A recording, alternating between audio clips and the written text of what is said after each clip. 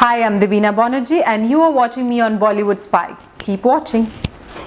नमस्कार दोस्तों, मैं हूं ज्योति और आप देख रहे हैं बॉलीवुड स्पाई। इस वक्त हमारे साथ एक ऐसी एक्ट्रेस है जो कि अपने फैंस को एंटरटेनमेंट देने में कभी भी पीछे नहीं हटती, चाहे वो टिकटॉक हो, इंस्टा हो या फिर उनका यूट्यूब चैनल देवीना डिकोड्स हो या फिर उनकी करंट शो की बात करें हम विश। जी हाँ, इस वक्त हमारे साथ हैं देवीना बैनर्जी। आइए उनका स्वागत करते हैं हमारे चैनल बॉलीवुड स्पाई में और पूछते हैं कि कैसे वो मैनेज करती हैं इतनी सारे जो आप लोगों को एंटरटेनमेंट देती हैं। तो बताइए कैसे आप मैनेज करती हैं, स्पेशली आपका जो चैनल है देवीना डिकोड्स, उसके बारे में फैशन से अपडेटेड, हेल्थ से रिलेटेड, स्किन से रिलेटेड बताइए। I think if there is a will there is a way. Actually ये बात बोल दे तो सब कुछ का आंसर मैंने संक्षेप में बोल दिया। अभी इसको विस्तृत में बोलती हूँ। तो actually I love multitasking. I am a multitasker. मैं खाली बैठ नहीं सकती। जब मैं शूट नहीं करती हूँ तो मैं सोचती हूँ मैं क्या करूँ। तो नया नया कुछ सीखती रहती हूँ। तो नया नया कुछ सीखने के साथ साथ मैं सोचती हूँ कि इसको दिखाऊँ भी लोगों को कि इसका जब अगर मुझे कुछ बेनिफिट हुआ उससे तो मैं वो लोगों तक पहुँचाने की कोशिश करती हूँ। ट्रैवल करना बहुत पसंद करती हूँ, तो इसीलिए जब भी ट्रैवल करती हूँ उसके वीडियोज़ बनाती हूँ।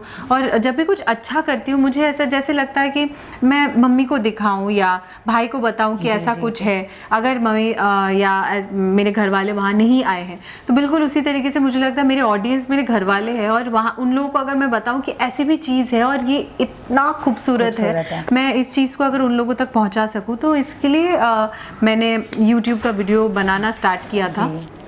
एंड वीडियो तो हमेशा से बनाती थी और उसको कुछ सोशल मीडिया प्लेटफॉर्म्स में अपलोड करती थी और फिर बाकी वीडियोस पड़े रहते थे, गायब हो जाते थे। But I thought I would edit them all and make it into a proper YouTube video, and that is how the whole concept of Devina decodes came into picture. And to the major thanks goes to Guru. तो उसने मुझे बोला कि ऐसे ही बस मतलब कल से तुम अचानक बस पोस्ट करोगे, यूट्यूब चैनल खोल दोगे, किसी को बताओगे नहीं। मैंने कहा नहीं तो कैसे बताओ। बोले अच्छे से बताओ, प्रेस कॉन्फ्रेंस करो, लोगों तक पहुंचाओ। तो मैंने बोला अच्छा ऐसा भी कर सकते। तो फिर जब एक्चुअली कर दिया, प्रॉपरली प्रेस कॉन्फ्रेंस करके लॉन्च कर दिया, तो एक रिस्पॉन्सिबिलिटी हो गई कि नहीं अभी जब लोगों को बताया कि मैं सीरियसली कर रही हूँ तो मुझे सीरियसली करना पड़ेगा। तो फिर मैं सीरियसली शूट करने लगी उसके लिए, फिर प्रॉपरली उसके लिए अलग कैमराज भी खरीदे, तो उसको अच्छे से करने लगी। प्लस जो मुझे लगता है कि ये सही लगता है, मुझे लोगों तक पहुँचाना है, तो मैं वो सारी बात भी करती हूँ मेरे यूट्यूब चैनल में।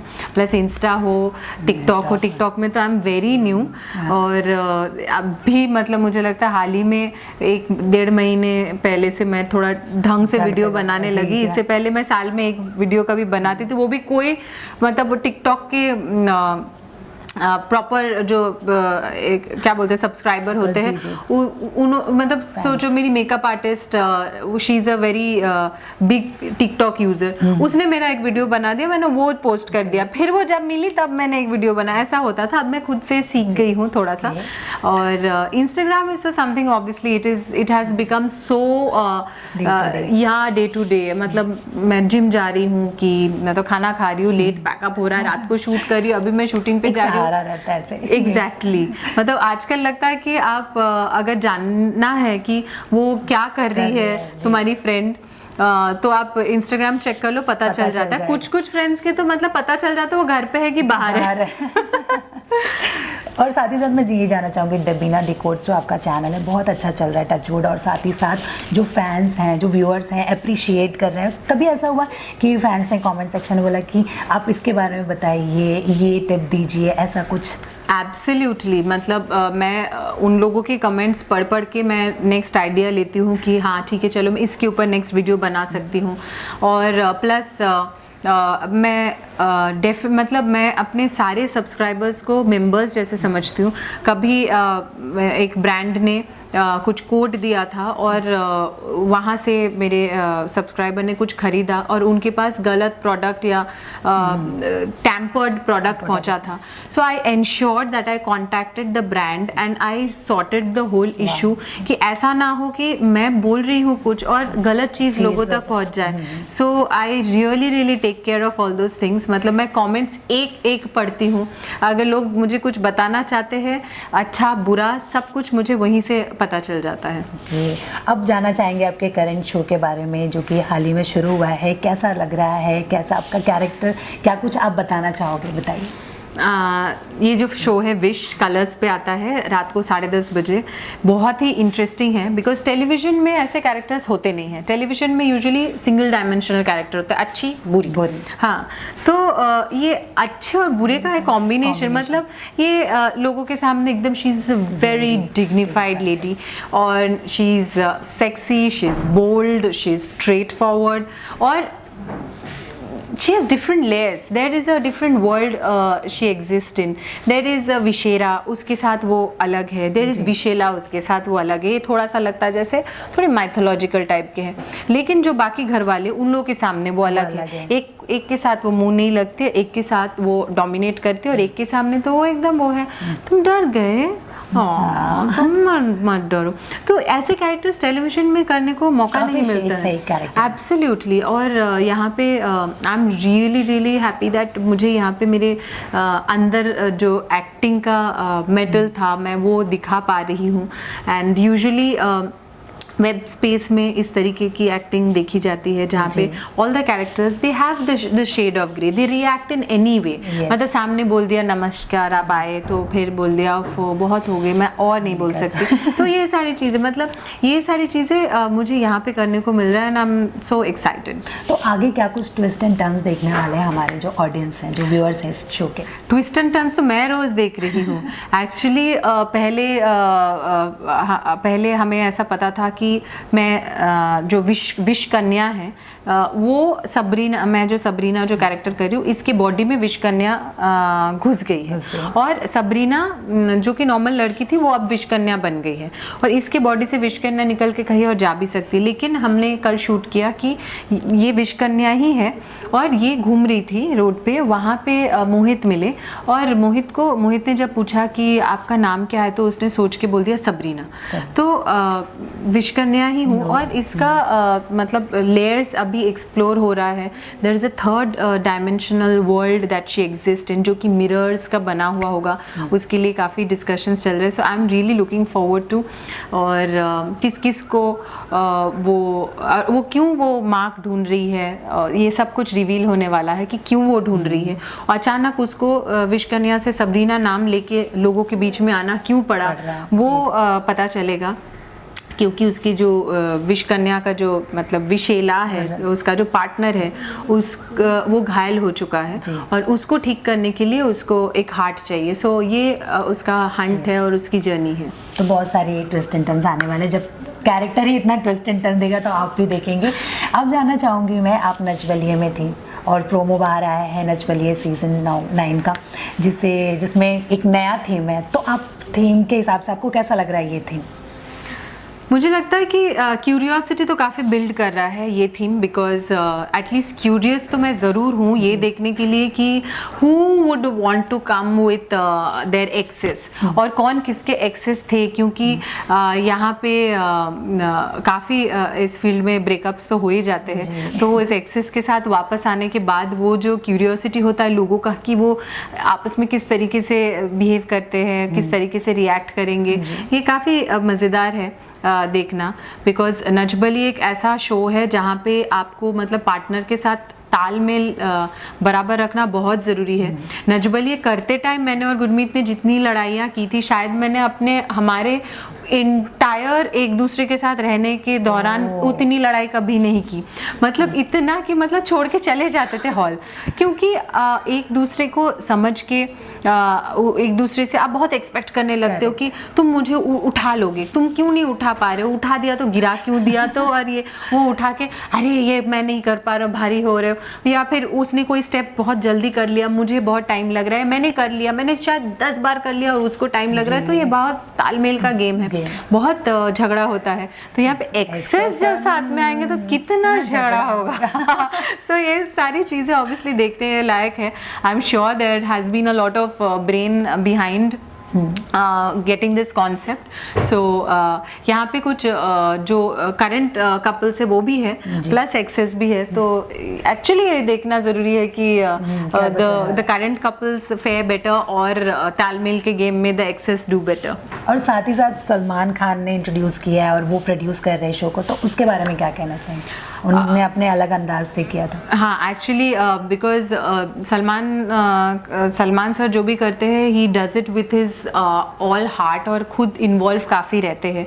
सो बिग बॉस में भी देखते हैं कि वो बहुत इन्वॉल्व रहते हैं, मतलब कंटेस्टेंट्स के साथ काफ़ी मतलब इमोशनली इन्वॉल्व हो जाते हैं। उन लोगों को डांटना से शुरू करके उन लोगों के कंडक्ट से मतलब डिस्टर्ब्ड हो जाना, और ये बहुत अच्छा लगता है, उनका जो पर्सनल केमिस्ट्री होती है। So I think here when he is taking personal मतलब when he has launched it and all, I am sure that it will have some more funk and interesting factors already। एक तो ये नया twist आ ही गया है, तो और भी आगे आगे देखेंगे क्या क्या ट्विस्ट होता है। लोग एक्सपेक्टेशन है सबकी कि सलमान खान ही होस्ट करेंगे, तो अगर ऐसा हुआ तो मुझे लग नहीं रहा वो होस्ट कर पाएंगे, पर ऑब्वियसली वो कुछ एपिसोड्स में होंगे, लेकिन उनके देखने का नज़रिया बिल्कुल अलग है। बिकॉज हम लोग जब नजबली करे थे तो सलमान सर आए थे एक इसमें एपिसोड में, तो हाँ उनका जय हो के प्रमोशन में, तो फिर जहाँ पे मतलब दूसरे जजेस बोल रहे थे ये अच्छा है,